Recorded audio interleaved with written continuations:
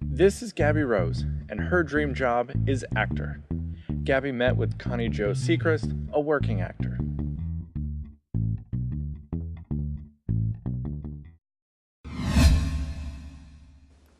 Hi, my name is Gabrielle Rossetti, and I'm here with Connie Jo Seacrest, and I'm going to ask her some questions about the field of acting since she's a really experienced actress.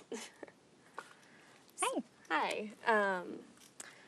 So I was wondering, should I take any paying role that I can find, or should I be a little bit picky about the roles that I do? Very good question. I think you should be picky because you have to figure out what type of actor you are. And once you figure that out, you can decide, okay, I like this role, I'm comfortable with this role, I'm going to take on this role. In the beginning, definitely, explore. But just because you're an actress does not mean that you need to take every single role. Does not mean that a director can tell you what to do when you're not comfortable with a certain situation. Definitely hold your own. Make sure that you know who you are before jumping into a project. And if you're comfortable with the project, you're comfortable with the people, you're comfortable with the character, then accept the role.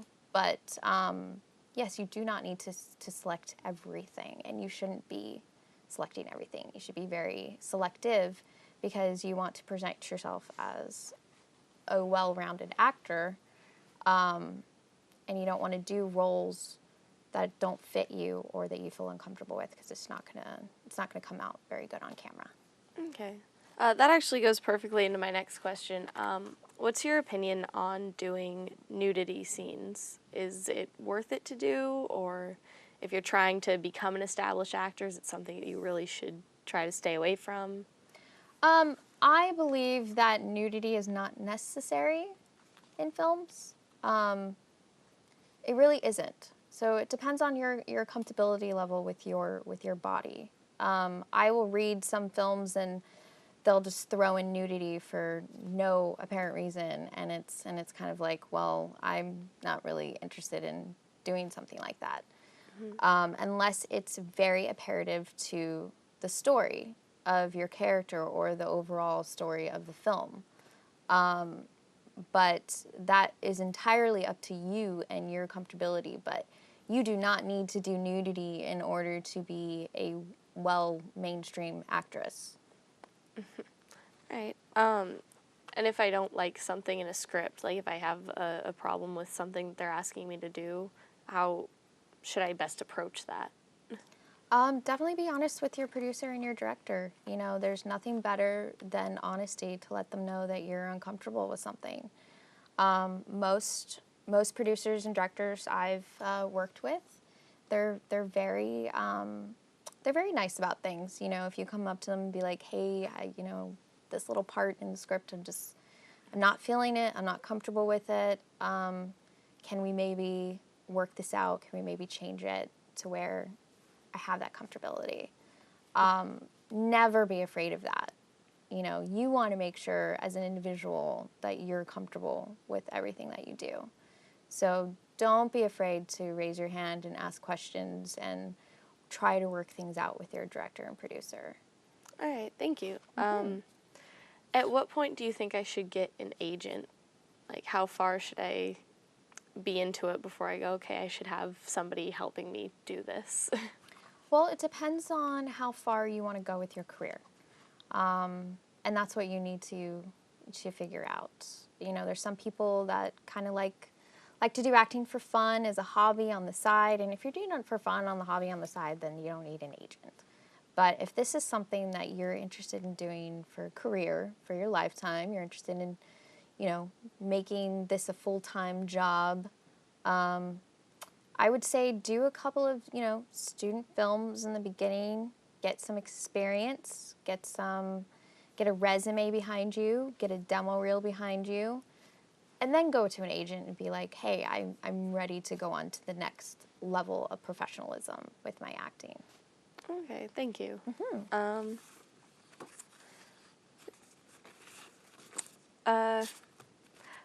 Sorry, sometimes I blank out when No. trying to think of things. Okay. So how do you prepare for a role? Well, me personally, I like to read the whole script, and I like to pay attention to not only my character, but the other characters in the story. Because what's important about acting is not necessarily your role. What's important is the overall story that your producer and director and writer are trying to tell. So I try to make sure that I understand that story first before I dive into my character development. And it all depends on when you get on set, too, because you have chemistry between you and the other actors that you're dealing with as well. Mm-hmm. But for me, when I take on a story that I understand, once I understand it, my character development comes from within me. I try to put myself, my uniqueness, into every single character, because you don't really want to play a character. You want to play yourself in that situation. How would I react? How would Connie react? How would Gabby react in that certain situation, in this story? How would I fit within it? And I feel by doing that, you connect better with the story, and your acting comes out more natural and more realistic because you're actually putting yourself into it. So that's how I do it. Thank you. That's actually really helpful. Mm-hmm. What are your opinions on the difficulties of like women in the field? Like, what challenges do women face? Well, media takes a big play on actresses in the field. If you're tiny and petite, you have to be a certain size. You have to look a certain way. You have to have great skin. You have to have great hair. You have to have a muscular, structural body or a skinny body. So it's difficult. It's very difficult. But at the end of the day, you kind of have to let those things go and put those things aside and decide, this is who I want to be. Never let the media or society dictate how you're supposed to look, how you're supposed to act, how you're supposed to be. Because what's unique about, human beings is your uniqueness. And that's what people want to see. They want to see Gabby. Who is Gabby? Who's this girl? So never try to let the media influence you on how you should be, how you should look. It's very hard because as we grow up, it's everywhere. It's kind of, drilled into our brain that we're supposed to, at this certain age, get married. We're supposed to look like this. We're supposed to act like this. But I try very hard to be healthy because I want to be healthy, not because other people are telling me to be healthy. I try to look nice because I want to look nice, not because other people are telling me to look nice. You have to figure out who you are for yourself and never let that go. All right. Also, as far as the tattoos go, because I have about $500 worth of tattoos on me currently. How much do you think that might hold me back in the field? Or are there like a decent enough number of gigs where they don't mind or where tattoos work? So I have tattoos as well, but mine are mainly on my back. It really doesn't matter these days.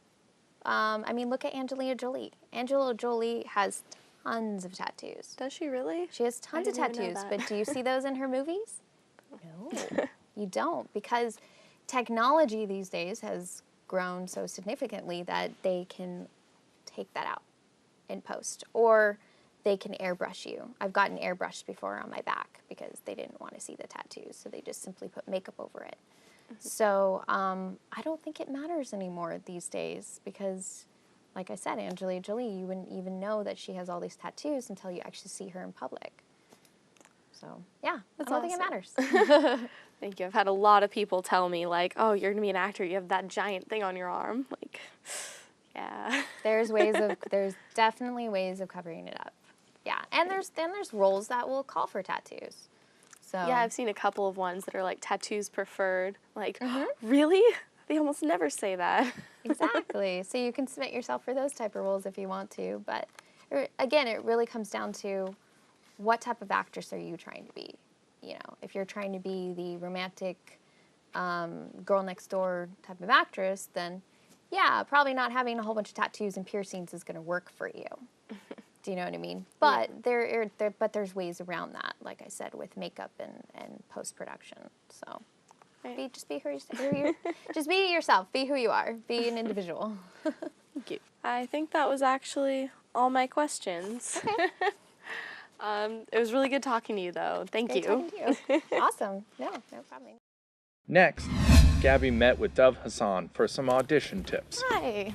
Hey, welcome. Hi, Dove, right? Yeah, I'm Dove Hassan. Gabby Rose, nice to meet Gabby, you. Nice to meet you too. Great. So we should have a seat and talk things over a little bit, and then we'll get started. All right, sounds good. All right, great.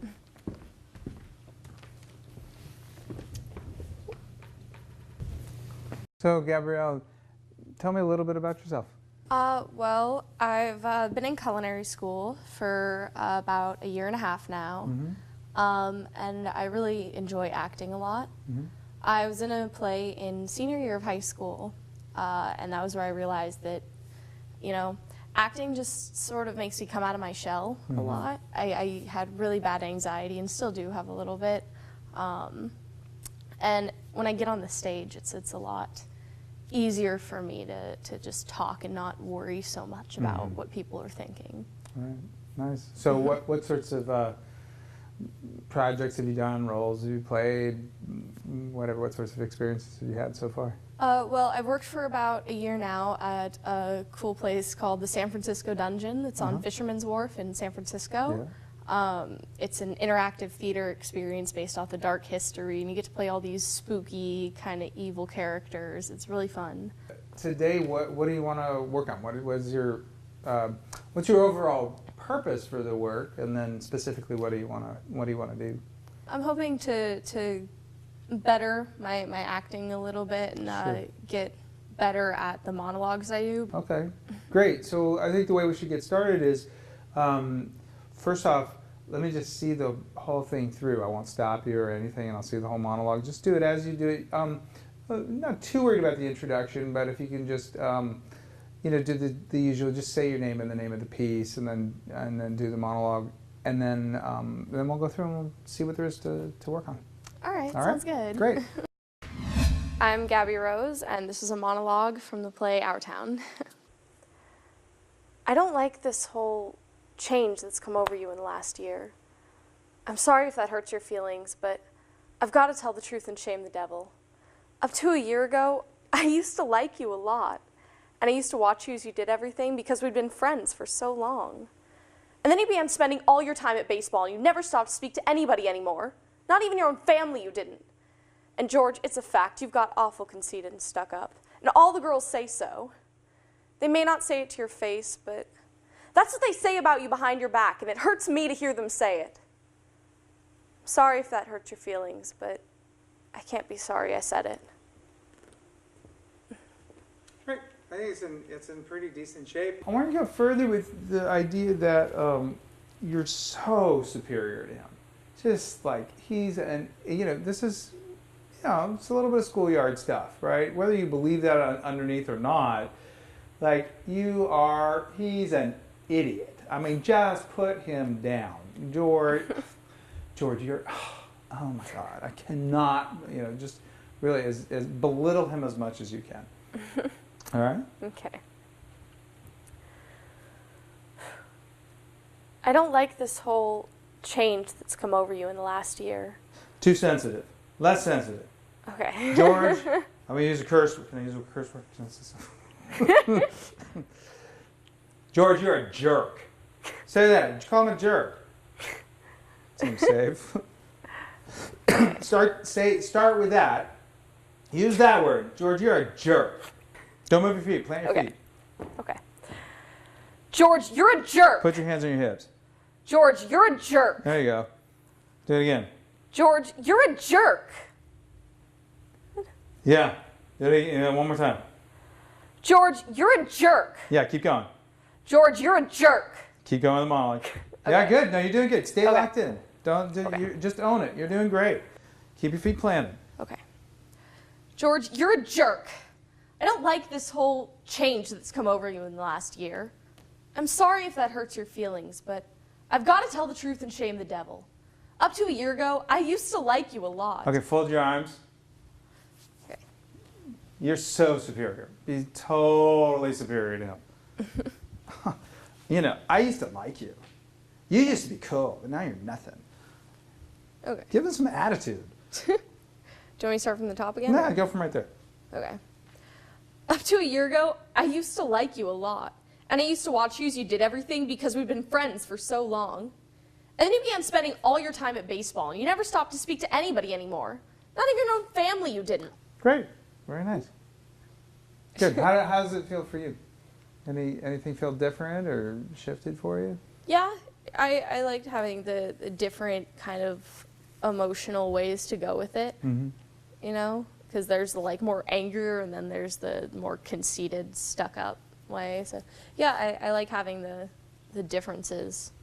Because usually when I read a monologue, I get stuck on like the one emotional place for it. Right, exactly. I mean, and that's that's one of the biggest things I think when somebody's watching you, you know, when they're considering you for a part, you know, when they're thinking about casting you, one of the things you really are trying to learn as an actor is how to make transitions. And so when one of the things somebody's casting you is looking for is, are you able to make emotional transitions? And the further the more you're able to put in, and the more clarity between the transitions you can find, the stronger the monologue, you know, the stronger the piece is going to be. So another thing, you know, let's experiment with one thing. Another really great thing to think about when you're working on a monologue is to work, and in acting in general, is to think about the opposite of what your first impulse is. Make it full of all of the charm and love and fun. You know, it was so great. We had such great times. So make that like really like remember that.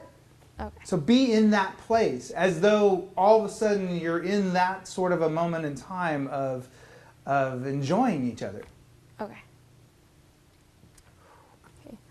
And I used to watch you as you did everything. Big smile. And I used to watch you as you did everything. Let go of the laugh. Just make it about the smile. Big smile. And is there? You have a sister, a best friend, someone who makes you laugh and smile, and who you just love spending time with. You know where that feeling is in you. You know, just that feeling that's in the heart. Just, that's whether you get that right now because we're working and all of that. You may not, but try to connect with that place. All right. So from that same spot. And I used to watch you as you did everything because we'd been friends for so long. Give him a big smile. Smiling is not something I'm good at. Well, no. Well, there. It sure is. You have a wonderful That's just my smile. embarrassed smile. But that's you. That's your smile. Sometimes it's from embarrassment. Sometimes it's from excitement. Sometimes it's from joy. It's from all of those things. But that's your smile. That's honest. And allowing yourself to be honest in this moment. Whether you're going to get there, Gabby, right in this minute as we're working, I don't know. But just know that honest place that you just had, that's gold. That's the place you want to be able to get to and be comfortable with, because that's you. And the more you bring that into the room when you audition, that's what people are going to respond to. That's the thing that people are going to respond to. Not the, I'm doing a good monologue, but I'm doing something from the heart, and I'm expressing, and I'm connecting, and I'm enjoying what I'm doing. And believe me, this is easier said than done. It involves relaxation, trust, and those things come over time and with practice and all of it. But finding these little moments, of just being able to connect to the other here, of that just, it has that honesty to it. That's where it starts, is capturing those little moments and being able to do that. So let's just do that one moment again, just a little bit. No, let's go from the top. Okay. And I'm gonna force you to smile the whole time. That smile right there. Just smile. Just right from right there. Just start talking. Start talking. Okay. Just start talking. Don't think about it. Stop thinking. Start talking. Stop thinking. Start talking. I don't like this whole Smile. change that's come over you in the last year. I'm sorry if that hurts your feelings, but I've got to tell the truth and shame the devil. Up to a year ago, I used to like you a lot. And I used to watch you as you did everything because we'd been friends for so long. And then you began spending all your time at baseball and you never stopped to speak to anybody anymore. Not even your own family you didn't. And George, it's a fact, you got awful conceited and stuck up. Okay, good. So now you see how now you started getting that smile going when you started talking about the positive aspects of him, right? Yeah, because we were so friends for so long, and it's there. When you're in that place of joy and connection and love and all that good stuff, then the next thought, when it's like, and then you started spending all your time playing baseball. Now you've opened yourself up, and now you can play the hurt. Now, yeah, we were so connected, it was so great. And then you started playing baseball. And now it's just not just scolding, we're actually experiencing you as the audience go through the emotions of what it is to be hurt by a friend, which is really what you're trying to express, right? You see what I'm saying? So if you can connect to the joy and to the openness, then the next thing that emerges is the hurt. And you've emotionally opened yourself up. This is what happens to us. We emotionally open ourselves up, and then we get hurt, and it feels bad.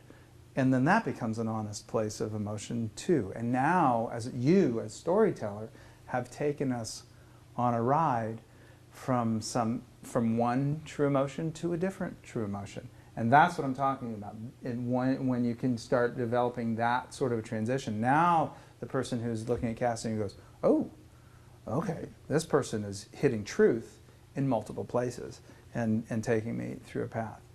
So what I would say for right now is let that resonate for you. It's hard when you're in the session and you right like this to just get it, all at once and make all of that work.